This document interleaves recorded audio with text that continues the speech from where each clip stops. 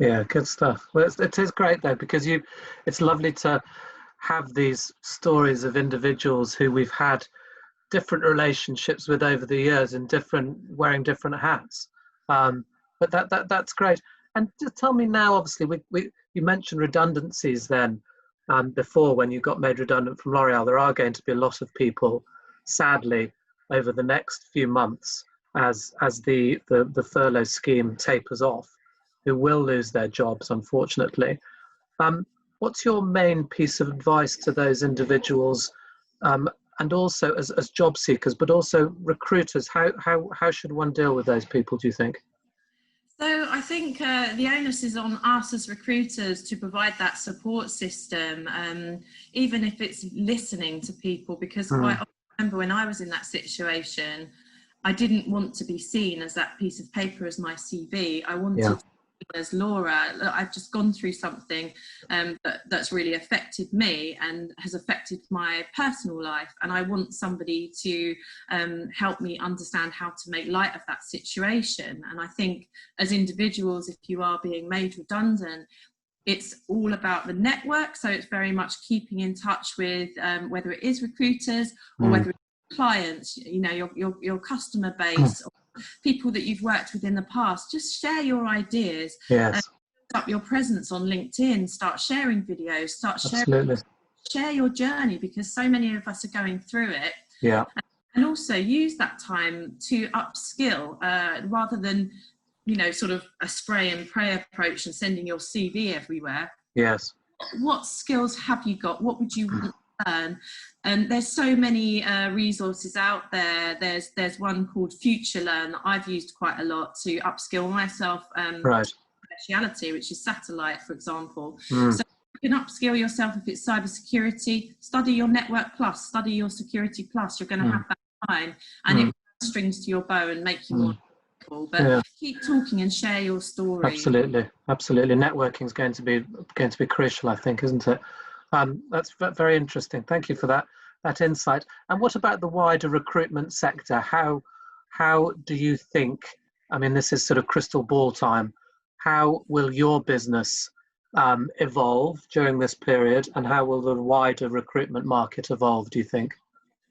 Yeah, I mean, it's tough. You know, it's a very humbling time. It's very much about stability at the moment and about working with our clients as well as we can. You know, there might be situations where people are not able to pay the fees or work the same way that we have before. So again, it's about enabling the markets to continue, simplifying our services, and through disrupting the industry and the way in which we work with our clients. So not going for the same approaches that we've used before.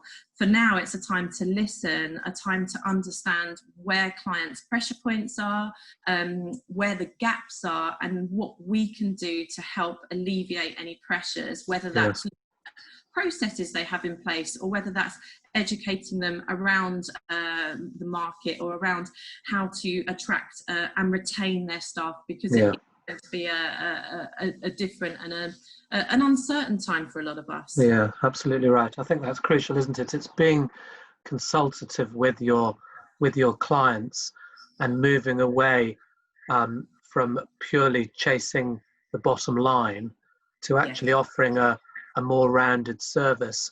And I do believe the recruitment sector, which is, you know, often berated, I think, but it's now integral to this period that we're living through. You know, the job market and the inside information and market information that we can share with clients about returning to the workplace, social distancing in the workplace, dealing with redundancies, etc., etc. We do need to step up to the plate, actually, as an industry, I believe. So that's really interesting. And just within your particular sector, what does the future hold for tech and satellite? I mean, things are changing, obviously, day by day, I assume. How do you see your specific sector evolving?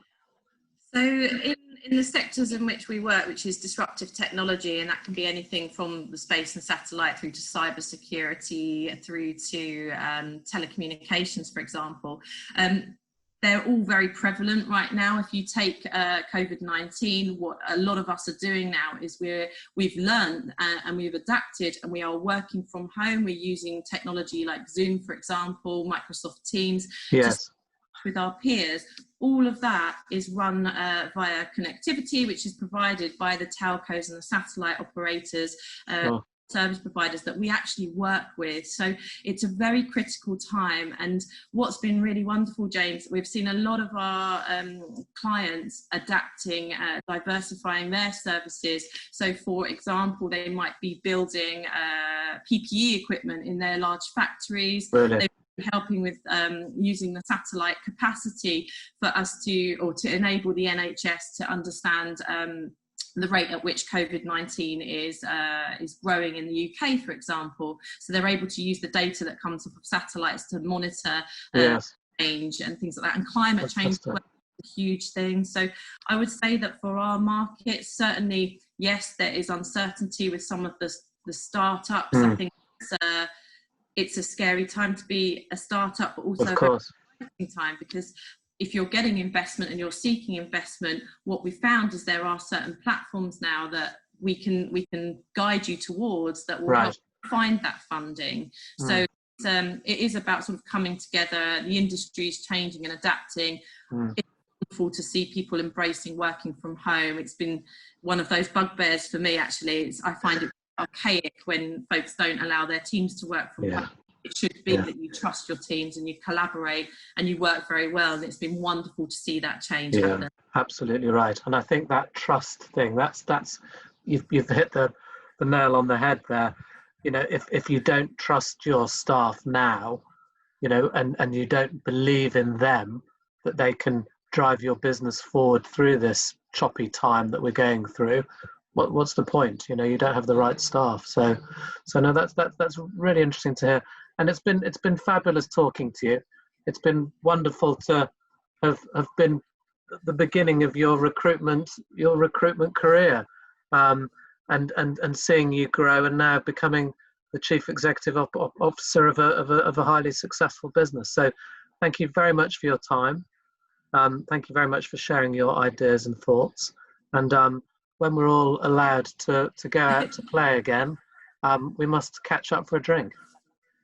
That sounds wonderful. James, thank you so much. It's been wonderful to talk to you. I truly appreciate your thoughts of me, and thank you for your time. Not at all. I'll speak to you soon. Take care. Take care. Cheers. Bye. Bye. Bye.